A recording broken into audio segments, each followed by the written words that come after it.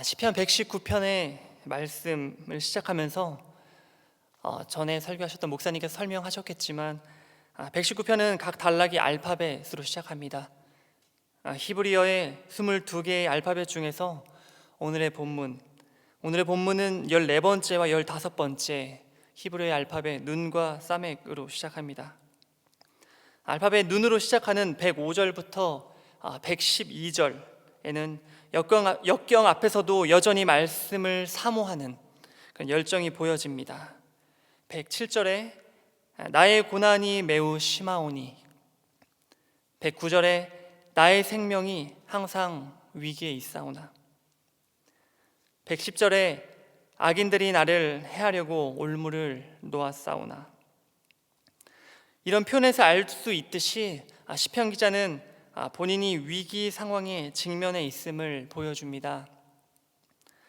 그러나 이러한 상황 가운데서도 주의 말씀을 떠나지 않고 그 말씀 가운데 거하기로 결단합니다. 본문의 기자가 이렇게 표현할 수 있었던 것은 주님의 말씀이 인생의 등과 빛이 되심을 알았기 때문입니다. 특별히 내가 주의 율례들을 영원히 행하려고 내 마음을 기울였나이다 라고 한 112절의 말씀은 영원토록 주의 말씀대로 살겠다는 신의 강하고 단호한 의지를 잘 드러내줍니다. 또한 113절부터 120절에 해당하는 알파벳 사맥으로 시작하는 15번째 여는 심판의 기준이 되는 그 말씀에 대한 두렵고 떨리는 마음을 표현하고 있습니다. 두 마음을 품은 자들에 대해 경계하면서 자신은 여전히 주님의 말씀을 사모하고 있다고 고백합니다. 그리고 주께서 말씀으로 자신을 붙들어 주시기를 간구합니다. 또한 주님의 말씀을 사모하는 자신과 달리 그렇지 않은 자들에 대해서 주님께서 찌꺼기같이 버리실 것을 확신하고 있습니다. 이 두 단락 14번째와 15번째 연을 토대로 함께 메시지를 나누고 싶은데 그 메시지를 한 문장으로 요약하면 이렇습니다. 나의 생명이 항상 위기에 있음을 기억해야 합니다. 나의 생명이 항상 위기에 있음을 기억해야 합니다. 함께 잠을 깨우시면서 함께 저를 따라해 보실까요? 나의 생명이 항상 위기에 있음을 기억해야 합니다. 오늘 본문은 이렇게 시작합니다. 주의 말씀은 내 발의 등이요 내 길에 빛이니이다. 본문의 내 발에 해당하는 히브리어 원어는 인간의 선악간의 행위 내지는 인생 여정이라는 의미를 포함하고 있습니다. 당시에 심지와 기름이 있는 그 접시 모양의 등잔이 필수적인 가정 용품 중에 하나였는데 밤에 이 등잔의 불이 늘 켜고 있던 당시의 풍습에 의하면 이 불이 꺼진다는 것은 집안의 망함을 상징했습니다. 즉 시인은 밤중에 더러운 곳에 빠지거나 넘어지지 않도록 등불을 늘 켜두는 일상생활을 연상케 하는 생생한 표현을 통해서 하나님의 말씀이 바로 이런 역할과 가치가 있음을 표현하고 있는 것입니다. 종합해서 쉽게 표현하면 이렇게 말할 수 있겠습니다. 주님의 말씀은 어두운 내 인생의 길을 환하게 비춰주시는 등불이시고 빛이시기 때문에 나는 절망하거나 두려워하지 않습니다. 누군가가 등이나 빛이 필요하다면 그 상황은 어둡다는 것을 생각해 볼 수 있을 것 같습니다. 우리가 밥이나 음식을 원한다는 것은 배고픔을 느끼고 있다는 것을 반증하듯이 또 물이나 음료를 찾는다는 것은 목마름을 느끼고 있다는 것을 증명하듯이 등이나 빛을 필요로 한다는 것은 그 상황이, 그 현실이 어둡다는 것을 말하고 있는 것입니다. 그런데 등불이 되고 빛이 되는 말씀을 필요로 하지 않는다는 것, 그것은 현실이 어둡다는 것을 전혀 눈치채지 못한 것 같습니다. 아니, 눈치채지 못한 정도가 아니라 이 정도면 빛이 없어도 충분히 나 스스로 살아갈 수 있다는 교만이 있는 것은 아닌지 의심해 봅니다. 하나님의 말씀이 들리지 않아도 잘 살아가고 있다는 것, 그것은 나의 영이 병들었다는 것입니다. 그런 의미에서 이 말씀은 하나님을 전혀 모르고 있는 그런 분들에게 혹은 안티크리스찬에게 하고 있는 말씀이 아니라 이 시대를 살아가는 자칭 믿음의 백성들에게 하시는 도전의 말씀입니다. 교회 생활에는 적응이 되어서 신앙생활은 하고 있지만 그 삶에서 생활 신앙이 되고 있지 않는, 더 쉽게 표현해서 교회에서만 신앙생활을 하고 있는 자들을 향해 주시는 도전의 말씀입니다. 그런 사람들을 113절에서는 두 마음을 품은 자들이라고 표현했고 115절에 보면 행악자들이라고 지칭하고 있습니다. 두 마음을 품은 자들은 하나님을 배척하는 것이 아니라 마치 나뭇가지가 둘로 나뉘어지듯이 디바이디드 된 그 마음을 이야기하는 것입니다. 하나님도 사랑하지만 세상도 사랑하는 것입니다. 그런 맥락으로 볼 때 115절의 행악자들은 단순히 도덕적으로나 윤리적으로 잘못된 그런 행악자들이라기보다는 하나님의 말씀을 온전히 신뢰하지 않고 준행하지 않는 자들을 이야기합니다. 또 118절에 주의 율례를 떠나는 자, 떠나는 이라는 부분은 원어를 통해서 길을 잃다, 옆길로 빗나가다 라는 그 의미를 포함하고 있음을 알 수 있습니다. 그래서 말씀을 완전히 거부하는 자들이 아니라 무지나 다른 교훈들로 인하여서 하나님의 말씀을 일부만 받아들이거나 혹은 옆길로 빗나가는 혹은 반신반의하는, 완전히 신뢰하지 않는 그런 태도의 소유자들을 말하고 있습니다. 예전에 저희 집에 불이 난 적이 있습니다. 더 정확히 이야기하면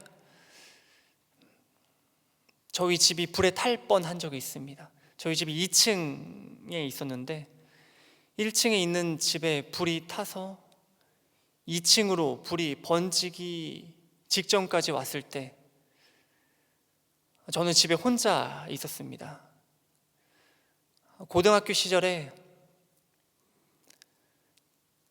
이제 수능 시험을 앞두고 독서실에서 계속해서 공부를 하고 있었는데 너무 피곤한 나머지 잠깐 집에 가서 눈을 잠깐 붙이고 일어나서 한 30분이나 1시간만 눈을 붙이고 나서 다시 독서실로 가서 공부를 해야겠다, 그런 마음이 들어서 잠깐 독서실에서 공부를 하다가 집으로 와서 잠깐 눈을 붙였는데 그 잠깐 사이에 불이 난 것입니다. 잠을 자고 있는데 저는 꿈을 꾸고 있는 줄 알았습니다. 조용히 불이야 불이야 라는 소리가 들리는데 꿈속에서 하는 이야기인 줄 알고 불인가 보다 하면서 눈을 살짝 떴는데 저희 집 문이 유리문이었는데 불길이 솟아오르고 검은 연기들이 저희 집 안으로 들어오는 것들을 보면서 너무 깜짝 놀라서 눈을 번쩍 뜨고 119에 전화를 했습니다. 너무 상황이 너무 급박하니까 119에 말할 틈도 없이 그 짧은 사이에 119를 눌러놓고 위치를 추적할 수 있겠구나라는 그런 생각이 들어서 눌러놓고 전화기를 던져놓고 어떻게든 빠져나가려고 고민했던 그 당혹스러움이 생각납니다. 이 상황을 생각하시면서 잠깐 저의 주일학교 시절을 잠깐 이야기하자면, 저는 이제 모태신앙으로 신앙생활을 굉장히 겉으로 보기에 열심히 했던 그런 믿음의 어린이라고 볼 수 있을 것 같습니다. 주일학교 선생님 혹은 전도사님께서 성경 공부 시간에 이제 간혹 무인도에 가거나 아니면 생명의 위기가 있을 때, 광일아 너는 무엇을 들고 가고 싶니? 라는 질문을 했던 것이 기억이 납니다. 저뿐만이 아니라 다른 친구들에게도 질문했었을 때 다른 친구들은 뭐 물이요, 뭐 음식이요, 가장 중요한 것들을 이야기하는데,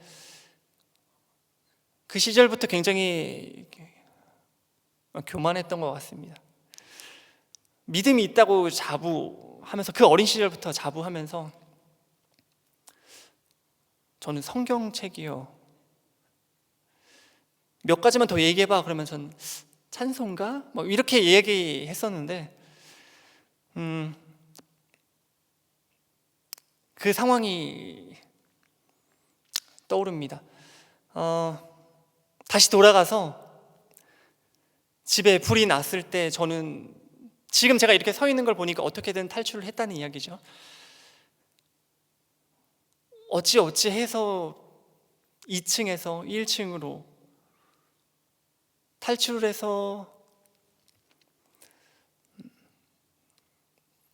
집으로 불이 번지고 있는 그 상황을 제가 쳐다보고 있었는데, 정신을 차리고 보니 제가 그 생명의 위기 앞에서 가장 중요한 것들, 가장 중요한 그것을 제가 손에 들고 있었는데, 제 손에 들고 있었던 게 무엇일까요?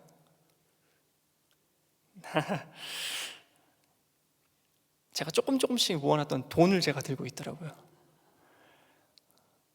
그 어린 시절부터 열심히 신앙생활 하면서 제가 가끔은 전도사님과 선생님들께 생명의 위기 앞에서 제가 가장 중요하게 생각하는 것은 무엇일까요? 라고 얘기했을 때 당당하게 성경이요, 말씀이요, 이야기했던 것과 달리 저는 돈을 조금씩 모아놨던, 제가 중요하게 생각했던 그 돈을 들고 있더라고요.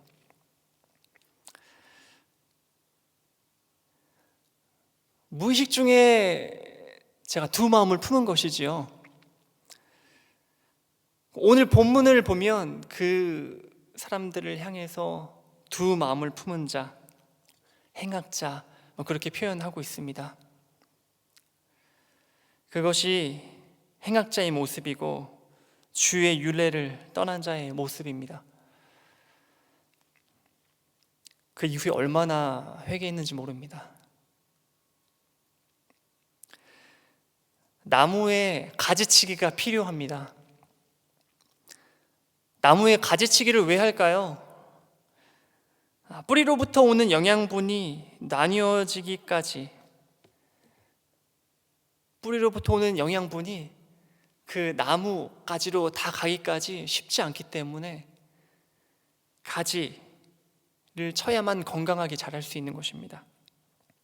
영양분이 집중되어 전달되려면 다른 곳에 퍼지지 않도록 과감히 가지치기를 해야 합니다. 그래야만 그 나무는 건강하게 자랄 수 있습니다. 말씀 자체이신 주님은 포도나무고 우리는 가지입니다. 116절의 말씀처럼 주의 말씀대로 나를 붙들어 주소서, 그래야 내가 살 것입니다. 이런 고백이 우리의 고백이 되어야 할 줄 믿습니다. 말씀의 뿌리, 그리고 그 나무에 집중되어 붙어 있지 않고 다른 방향을 향해서 계속 가진 내가 2개, 3개 뻗어나가면 결국 그 나무의 주인은 가지치기를 해야만 하고 119절의 말씀처럼 그 주인은 찌꺼기처럼 버릴 것입니다. 한명준 작가의 나는 과연이라는 책에 보면 이런 표현을 합니다. 제가 그 대목을 잠깐 읽어드리겠습니다. 믿음 있는 분들은 어떤 어려운 상황에 처할지라도 더욱 하나님께 가까이 나아온다.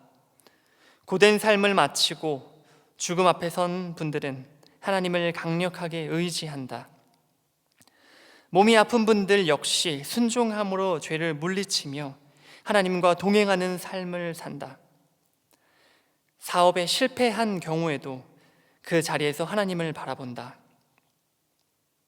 그런데 정말 어려운 건 평온한 일상 속에서 아무런 문제가 없을 때 죄를 멀리하는 것이다. 이는 결코 쉽지 않다. 끊임없이 연습하고 훈련해야 한다.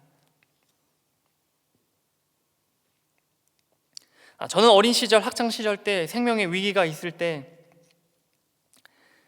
믿음을 지키지 못한 경험이 있지만, 여기 계신 훌륭한 믿음의 선배님들은 삶의 위기가 올 때에도 마치 방금 읽어드린 한명준 작가의 책의 한 부분처럼 하나님을 더 붙들 줄 믿습니다.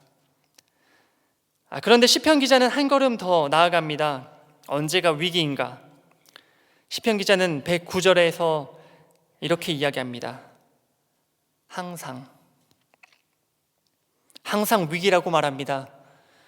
삶의 현실 속에서 어려운 문제들을 마주할 때만이 위기가 아니라 평온한 일상 속에서 아무런 문제가 없어 하나님조차 기억이 나지 않을 때, 그때가 바로 위기입니다. 아무런 문제가 없고 모든 것이 너무나도 잘 돌아가고 있는 그 일상은 굳이 하나님을 찾지 않아도 기쁨이 있고 즐거움이 있는 것처럼 보이기 때문입니다. 그러나 118절의 말씀이 말하고 있듯이 때로는 세상이 지혜로워 보이고 즐거워 보이지만 결국 하나님 앞에선 허무하고 무익한 것입니다. 그래서 겉모습만 보고 속으면 안 되는 것입니다. 그 길의 결국은 찌꺼기같이 버려지는 심판의 길이기 때문입니다. 말씀을 정리하고 싶습니다. 시편의 기자는 정확하게 어떠한 어두움 속에 있었는지 알 수는 없습니다. 그러나 우리가 살아가는 인생이 어둠 그 자체이며 혼란과 혼돈 그 자체임을 깨달았기에 시편의 저자는 인생의 등이 되고 빛이 되는 무언가를 얻고자 했을 것입니다. 그리고 그가 인생의 빛이 될 존재를 발견했는데 그것이 바로 하나님의 말씀이라고 하는 것입니다. 한 가지를 이렇게 적용하고 싶습니다. 나의 모든 것을 다해 말씀을 사모하길 원합니다. 나의 모든 것을 다해 말씀을 사모하길 원합니다. 할렐루야. 112절에 내가 주의 율례를 영원히 행하려고 내 마음을 기울였나이다. 여기서 나오는 마음이라는 단어는 원어를 보면 인간의 총체를 표현하는 인격을 이야기합니다. 하나님의 말씀에 대한 시인의 태도는 전인격적입니다. 그저 내 마음, 이 정도 다른 것 제외하고 이 마음이 아니라 전체를 다해서 하나님 말씀을 사모하고 있다는 것입니다. 말씀이 육신이 되어 우리 가운데 거하신 예수 그리스도는 우리를 어떻게 사랑하셨습니까? 예수님 자신의 모든 것을 쏟아 부어주심으로 죽기까지 사랑하셨습니다. 십자가에 달려 죽기까지 사랑하신 것입니다. 이것이 예수님께서 우리에게 보여주신 사랑이자 우리를 향한 진실한 믿음이었습니다. 이제는 우리가 예수님을 향해 진실한 사랑을 표현하기 원합니다. 예수님께서 우리를 향한 그 사랑, 믿음을 보여주신 것, 그것에서 끝나는 것이 아니라 우리가 주님을 향해 말씀 자체신 그 예수님이 보여주신 그 사랑을 우리가 이제는 표현하기 원합니다. 이제 두 마음을 품었던 가지치기를 하여서 과감히 잘라버리고 말씀 자체이신 예수님만 붙드는 우리의 삶이 되길 원합니다. 내 마음과 뜻과 힘을 다해서 말씀을 사모하는 것, 그것이 예수님을 사모하는 것임을 기억하시길, 그래서 정말 믿음의 백성 되시길 주님의 이름으로 축복합니다. 할렐루야. 함께 기도하시겠습니다.